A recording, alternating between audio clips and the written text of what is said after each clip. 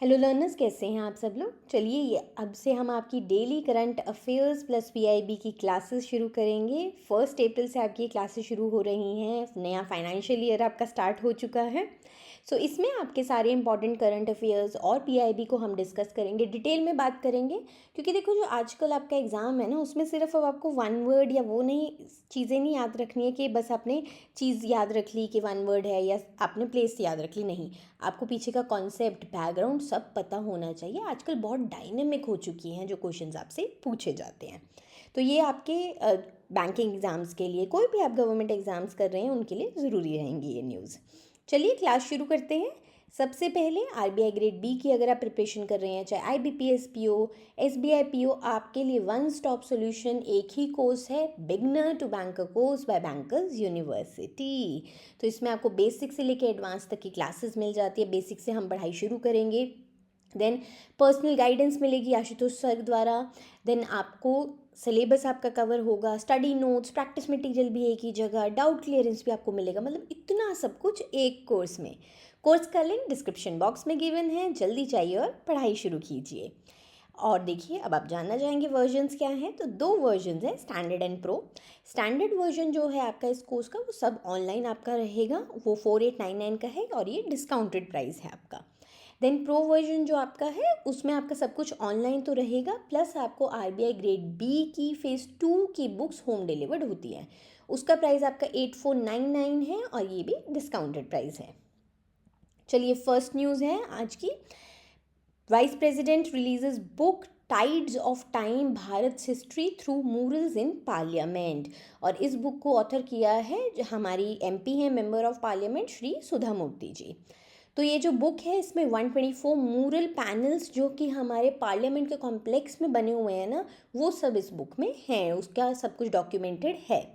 And इसमें क्या है, देखिए, बहुत ना लंबी टाइमलाइन को ये सारे ना मूरल्स आपके कवर करते हैं। मतलब इसमें इंडस वैली सिविलाइजेशन से लेके जो चाणक्य जी थे, महर्षि वाल्मीकि जी थे, इन सब की जो विजडम है, उन सब को, बुद्धा जी की टीचिंग, महावीर जी की टीचिंग, सब कुछ आपका रिप्रेजेंट है इन मूरल्स के थ्रू इस बुक में। चलिए नेक्स्ट है केन सेमीकॉन ओएसएटी मतलब outsource semiconductor assembly and test plant आपका सानंद गुजरात में इनॉग्रेट किया गया है। तो इसे इनॉग्रेट किया है हमारे प्रधानमंत्री नरेंद्र मोदी जी ने, और ये मार्च 31 को इनॉग्रेट किया गया था। ये जो आपका प्लांट है, इसको 3300 करोड़ की इन्वेस्टमेंट, 3300 करोड़ की इन्वेस्टमेंट के साथ, लागत के साथ बनाया गया है under your India semiconductor mission. और फुल कैपेसिटी पे अगर ये काम करेगा प्लांट, तो ये 6.3 million chips per day produce करेगा। देखो, आजकल जैसे हर चीज़ आपकी कंप्यूटराइज्ड हो रही है, डिजिटाइज्ड हो रही है, एआई आ रहा है, तो ये चिप्स का ना बहुत यूज़ आपके हर जगह बढ़ चुका है। देन जो प्लांट है, ये किस में स्पेशलाइज करेगा, आपका इंटेलिजेंट पावर मॉड्यूल्स पे, जिसमें आपके इलेक्ट्रिक व्हीकल्स के लिए बनेंगी चिप्स, इंडस्ट्रियल ऑटोमेशन के लिए बनेगी, एंड कंज्यूमर इलेक्ट्रॉनिक्स के लिए।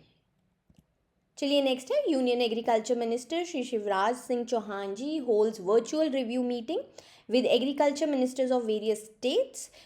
और इस मीटिंग में उन्होंने फार्मर आईडी पर, fertiliser availability and effective implementation of PM Aasha, इस सब पर बात की।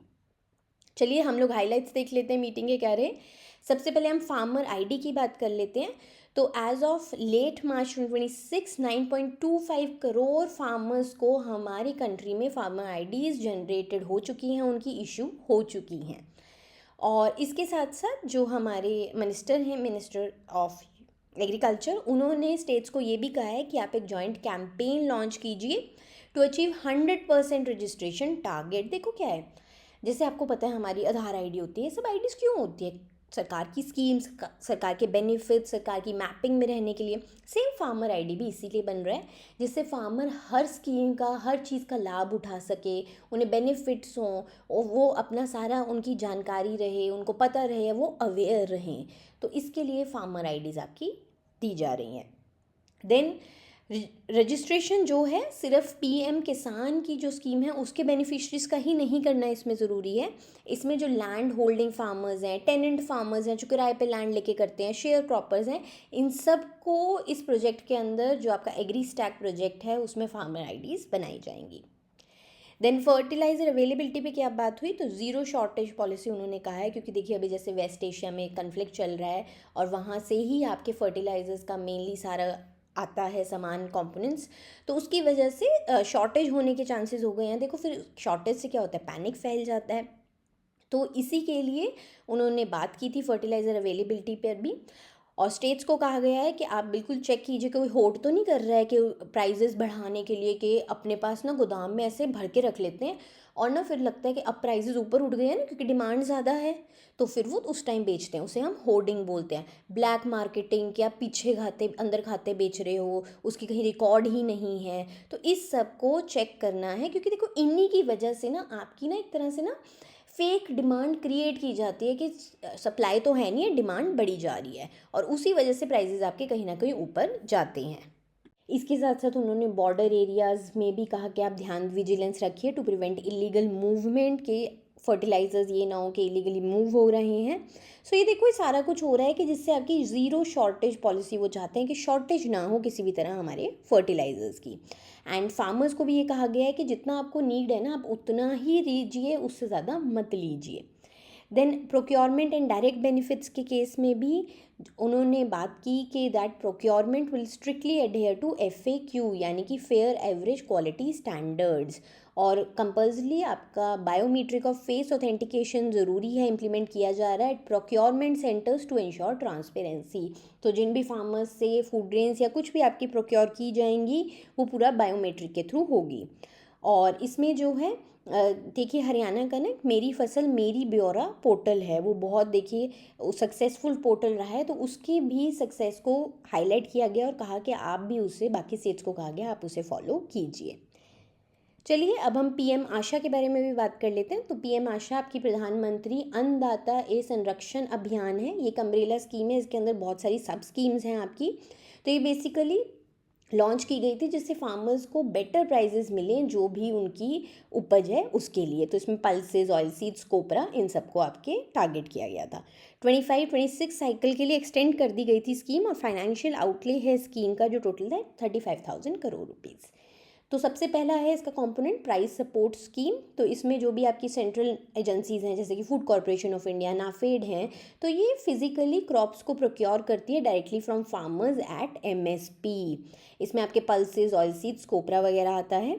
एंड जो सेंट्रल गवर्नमेंट है वही सारा बियर करेगी procurement cost and any losses incurred during sale of the procured stock. तो स्टेट गवर्नमेंट का इसमें कोई रोल नहीं है।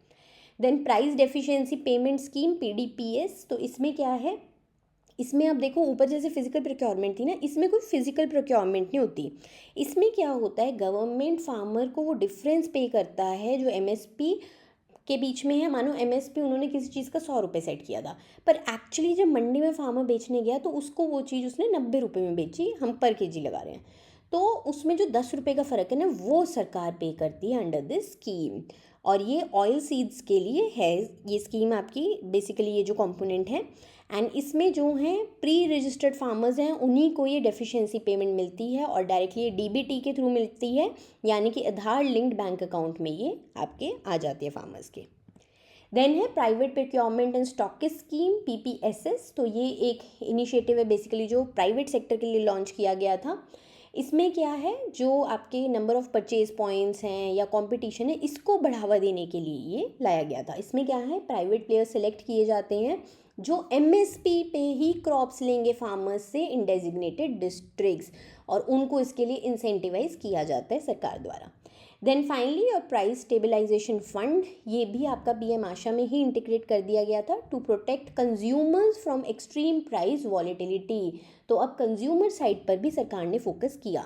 सो it allows government to maintain buffer stocks of pulses and onions that can be release during lean seasons, यानी कि वो seasons जब इनकी उपज नहीं होती है, इनकी डिमांड ज़्यादा होती है पर सप्लाई नहीं हो पाता है, क्योंकि देखो अगर किसी चीज़ की डिमांड ज़्यादा होती है, सप्लाई कम होती है, तो प्राइसेस ऊपर जाएंगे। तो इसमें क्या होता है, बफर स्टॉक्स को सरकार जो FCI के पास होती है वो रिलीज़ करती है, जिससे मार्केट के प्राइसेस आपके अफोर्डेबल रहें। नेक्स्ट है historic amendment to establish Amaravati as sole capital of Andhra Pradesh. तो आपका 1 अप्रैल को लोकसभा में Andhra Pradesh reorganisation amendment bill 2026 pass हो गया है और आंध्र प्रदेश की अब सोल एंड परमानेंट कैपिटल आपकी अमरावती बन गई है। हाइलाइट्स देख लेते हैं इस अमेंडमेंट के। तो बिल जो है उसने सेक्शन 5 को अमेंड किया है आंध्र प्रदेश रीऑर्गेनाइजेशन एक्ट 2014। देखो 2014 में एक्ट पास हुआ था जिसमें क्या था आपकी 2 हिस्सों में बांटा गया था आंध्र प्रदेश को, आंध्र प्रदेश और तेलंगाना बना था। सो ओरिजिनल एक्ट जो था उसमें आपका हैदराबाद को बनाना था, देखो as the joint capital for both the states 10 साल के लिए रहना था। लेकिन उसके बाद ऑब्वियसली आपका परमानेंट सक्सेसर हैदराबाद नहीं रह सकता था। सो हैदराबाद जो है ना अब वो करंटली तेलंगाना की आपकी कैपिटल है। अब इसमें क्या है, इस अमेंडमेंट के बाद आपका एक प्रॉपर फ्रेज इसमें क्या डाला गया है, that Amaravati shall be the new capital. Then जो ये आपका डेजिग्नेशन है of capital city to Amaravati, ये आपकी रेट्रोस्पेक्टिवली यानी कि बैक डेट से अप्लाई होगा। सो June 2, 2024 से ये चीज़ अप्लाई होगी, चाहे एक्ट आपका April 1, 2026 को पास हुआ है। अब इससे क्या होगा, इसकी वजह से आपके 6,000 करोड़ रुपीज़ के प्रोजेक्ट्स हैं, एक्सपेक्टेड हैं कि अब वो डेवलपमेंट के लिए आएंगे इन अमरावती। तो देखो क्या होता है, कैपिटल सिटीज़ में आपके डेवलपमेंट ज़्यादा होती है क्योंकि कहीं ना कहीं वो पूरे स्टेट को रिप्रेजेंट करती है। देन इसके साथ साथ कैपिटल स्टेटस मिलने से देखिए अब इन्वेस्टर्स भी आएंगे, ग्लोबल लेवल पर इन्वेस्टर्स आएंगे, फाइनेंशियल इंस्टीट्यूशंस अपने आप को वहाँ आके सेट करना चाहेंगे। इसके साथ साथ जो मिनिस्टर उन्होंने ये भी हाईलाइट किया दैट ओवर 29,000 फार्मर्स जिन्होंने voluntarily they gave up 34,000 acres of ancestral land through land pooling scheme, और उन्होंने ये दी है अमरावती में, calling it a global model for participatory urban development. तो उन्होंने अर्बन डेवलपमेंट के लिए देखिए अपने पुरखों की अपनी पुरानी ज़मीनें दी हैं कि वो प्रगति चाहते हैं अमरावती में। चलिए इससे पहले क्या था, इससे पहले ना लीगली आपकी ना 3 कैपिटल्स बनी हुई थी आंध्र प्रदेश की। सो विशाखापट्टनम बनी हुई थी executive capital, Amravati legislative, Kurnool judicial. तो ये ना 3 कैपिटल का कॉन्सेप्ट चल रहा था, ठीक है। अब उसको उन्होंने फाइनली एंड कर दिया है, 2019 से 2024 तक ये आपका चला था। अब जो है करंट अमेंडमेंट ने क्लियर कर दिया है कि अमरावती ही अब हर महीने में कैपिटल रहेगी आंध्र प्रदेश की। चलिए नेक्स्ट है aligned with AI for education, AI in education, the new computational thinking and artificial intelligence curriculum launch किया गया है for students from classes 3rd to 8th। तो हमारे जो एजुकेशन मिनिस्टर है उन्होंने ये लॉन्च किया है न्यू करिकुलम। तो देखो AI तो अब इम्पोर्टेंस बहुत ज़्यादा बढ़ता जा रहा है, हर चीज़ AI।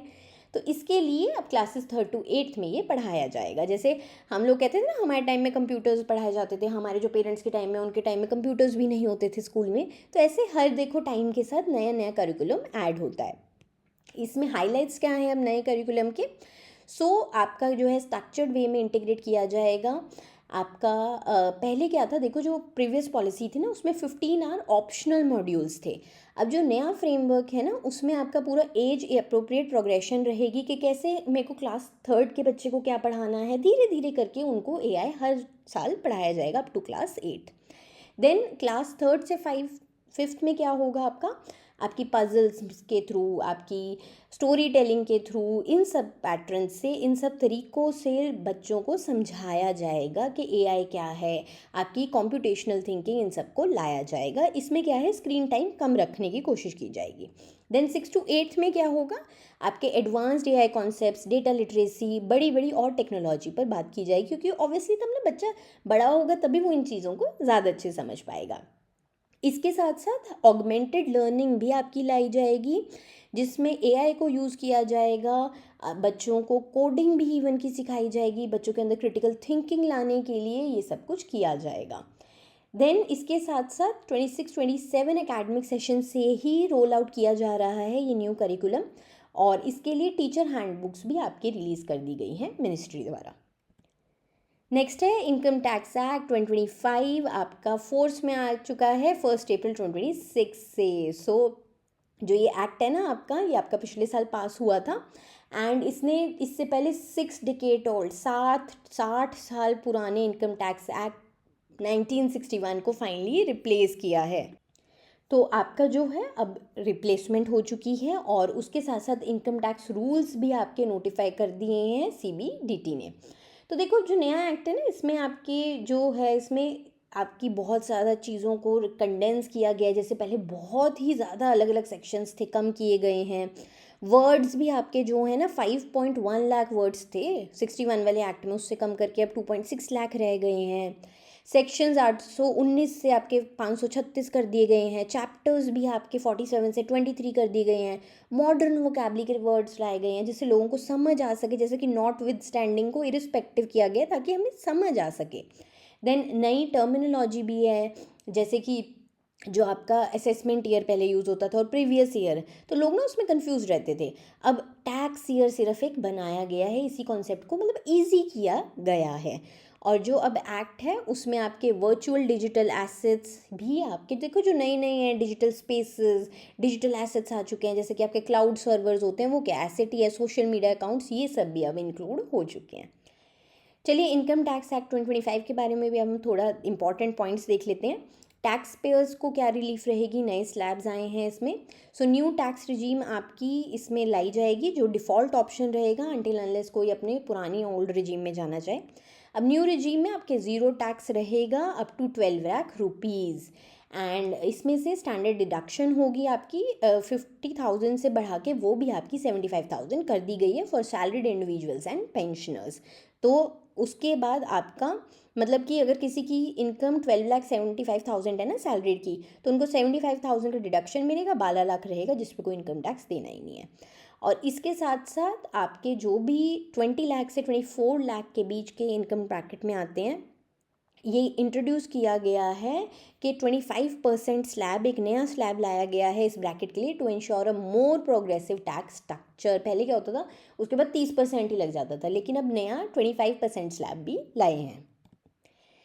इसके साथ आपका जो TDS है, टैक्स डिटेक्टेड एट सोर्स या tax collected at source TCS, इनमें भी आपका जो है और ईज़ किया गया है, आसान बनाया गया है। थ्रेशहोल्ड्स बढ़ाए गए हैं, जैसे कि TDS का जो थ्रेशहोल्ड है ऑन रेंटल इनकम, तो अगर कोई भी रेंटल इनकम उनको मिलती है और वो TDS काटते हैं, तो उसका भी 2.4 लाख तक पहले होता था कि आप काटते थे, अब 6 लाख पर एनम हो गया है कि उस पर आपको TDS काटना ज़रूरी है। देन सीनियर सिटीजन्स के लिए टैक्स डिडक्शन की जो लिमिट है ऑन इंटरेस्ट इनकम, वो भी 50,000 से अब 1 लाख, मतलब 1 लाख तक के इंटरेस्ट पे उनको कोई भी टैक्स नहीं देना पड़ेगा। देन जो लिबरलाइज रेमिटेंस स्कीम है, उसमें 20% का TCS आपका थ्रेशहोल्ड होता था, जिसमें आप क्या होता है बेसिकली स्कीम के अंदर आप फॉरेन पैसा भेजते हो कोई नॉन मेडिकल रीज़न, एजुकेशन के लिए, तो उसकी पहले 7 लाख तक की होती थी कि 7 लाख से ऊपर आपका कटता था, अब उसे भी 10 लाख कर दिया गया है। इसके साथ साथ कंप्लायंस एंड एनफोर्समेंट में भी देख लेते हैं। सो टैक्स पेयर्स को जो है अब 4 ईयर्स मिलेंगे to file an updated return to correct errors. मतलब मानो कोई गलती होगी ना, पहले आपको 2 साल में ना अपनी अपडेटेड देनी होती थी, अब आपको 4 साल मिलेंगे। देन फेसलेस असेसमेंट्स रहेंगी, तो इसमें क्या है कि आपके और स्टैट्यूटरी बेसिस दिया गया इस एक्ट के थ्रू कि बिल्कुल ह्यूमन इंटरफेस ख़त्म करके फेसलेस आपका सारा कुछ काम हो, सब कुछ ऑनलाइन हो जाए। देन अगर कोई भी कंपनी है वो अपने शेयर्स को बाय बैक करते खरीदती है वापस, मानिए पब्लिक से, जैसे IPO होता है ना जिसमें हम देते हैं, लेकिन बाय बैक भी करती हैं कंपनीज, तो अगर वो बाय बैक करती हैं तो उससे अब कैपिटल गेन माना जाएगा in the hands of shareholders, अगर मानो कंपनी ने ज़्यादा प्राइस में बाय बैक किया है। Then savings and investments related, आपका जो नेशनल सेविंग स्कीम से अगर कोई भी विड्रॉल होता है, अब वो बिल्कुल आपका टैक्स एग्जेम्प्टेड रहेगा। NPS वात्सल्य स्कीम जो आपके बेसिकली बच्चों के लिए होती है, माइनर्स के लिए होती है, तो उसमें भी आपके कॉन्ट्रीब्यूशंस के लिए डिडक्शंस आपके माइनर्स के लिए अलग से इंट्रोड्यूस किए गए हैं।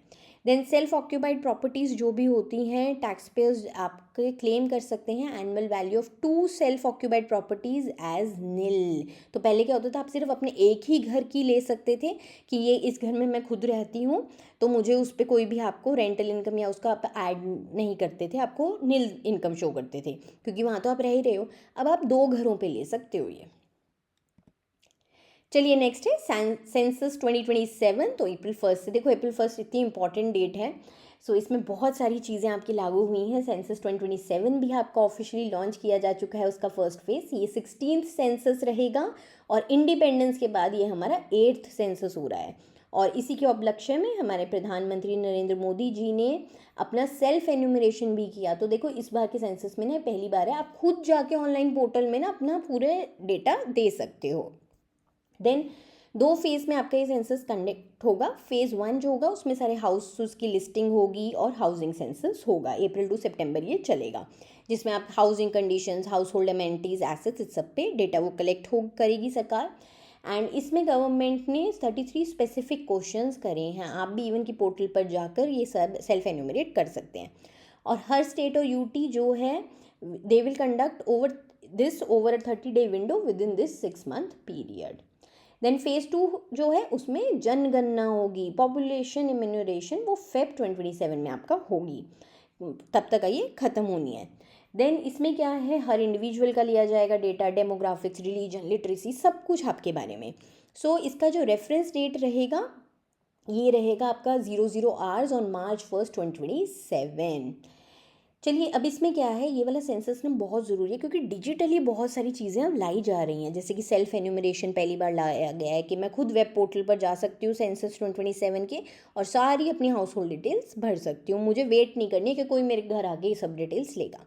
देन मोबाइल ऐप भी इसके लिए लॉन्च की गई है। फिर मल्टीलिंगुअल सपोर्ट है, आपके 16 लैंग्वेजेस में अवेलेबल है। And then census as a service, तो डिजिटल जो आपका फॉर्मेट बनाया गया है उसमें डिफरेंट मिनिस्ट्रीज़ के साथ भी वो शेयर किया गया है।